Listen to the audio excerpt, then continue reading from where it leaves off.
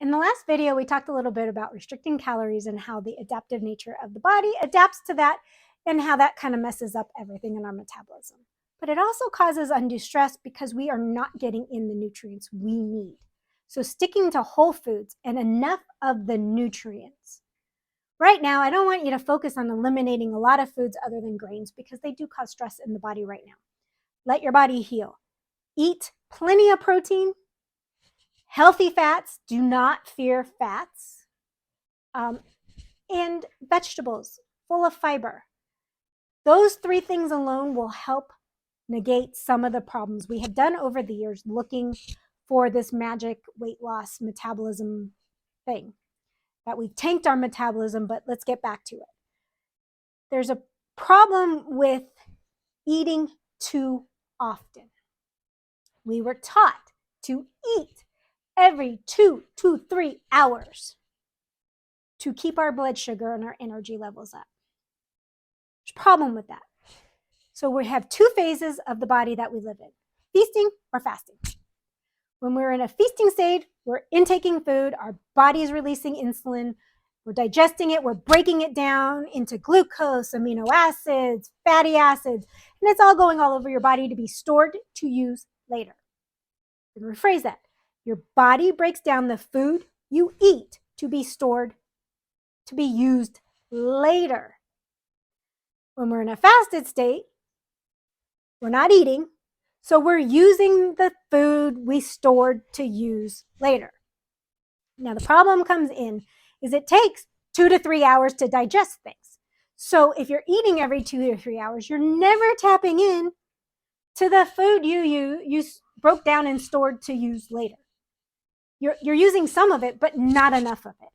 So instead of this constant insulin release, now, a lot of you have heard about insulin.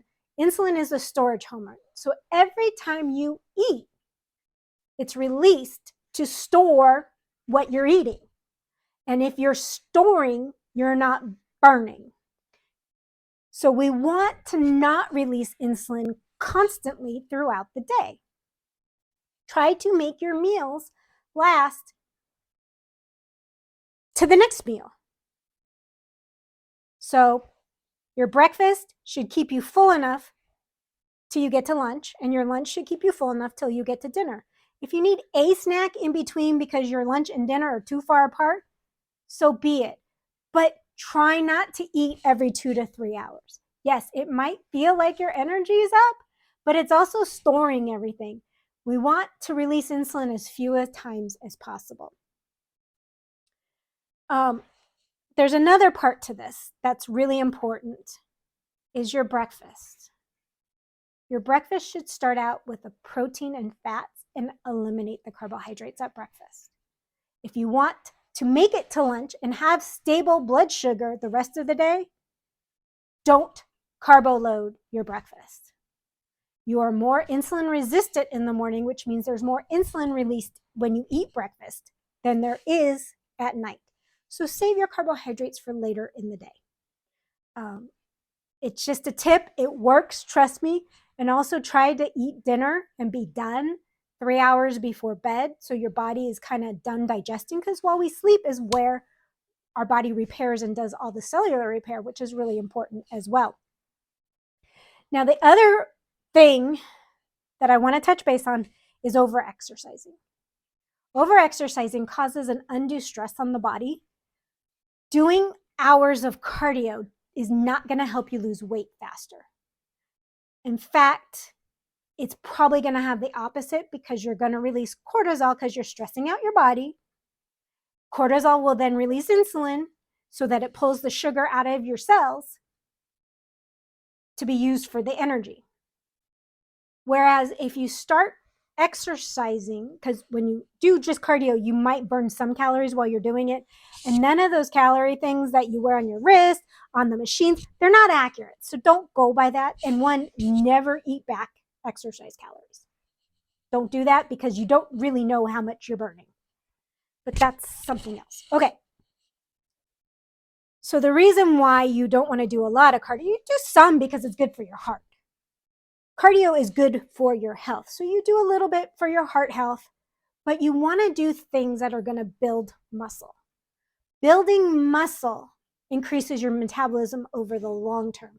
The more muscle we have, the faster our metabolism is. So instead of working on cardio, focus on body weight exercises. Focus on maybe doing some HIIT workouts to your ability. Now, walking is one of the best forms of exercise because it is a body weight exercise as well as slightly cardio, but you're not over taxing when it comes to cardio.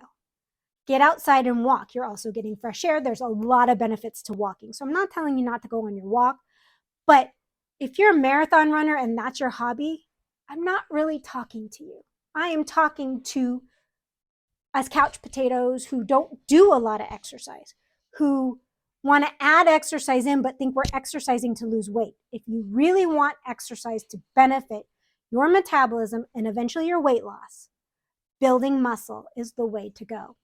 And ladies, lifting heavy isn't going to make you look like a man unless you start taking steroids or exogenous hormones.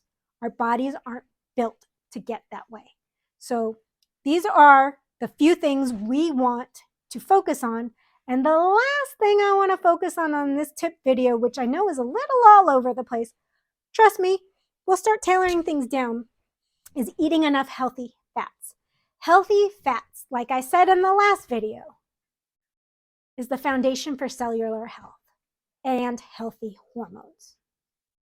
Do not fear healthy fats. Now, when I'm talking about healthy fats, I'm not talking about the ones that have the little heart health sticker on the bottles. If it comes in a clear bottle, throw it out. Talking about olive oil, both forms, extra virgin and regular olive oil. I am talking about avocado oil, coconut oil, butter, ghee, lard, tallow, and duck fat. Any animal fat for that matter. And before you come at me and get scared about the animal fats, the fat you eat and the cholesterol you eat is used to build cells. The bad cholesterol that we're worried about in our bloodstream is made inside our body.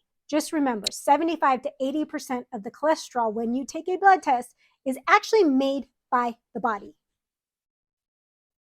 But, this is a big but. If you're eating enough healthy fats and moving, your body won't have a need to make excess. It's kind of how it works. So, just to review, we want to make sure we're eating enough. We want to make sure we're not eating too often, but we're eating enough at the meals to get us from meal to meal. We don't want to exercise too much. We want to exercise just the right amount and start building muscle. And lastly, we want to make sure we're eating healthy fats so that we can have healthy hormones and healthy cells. So until the next time, see you later.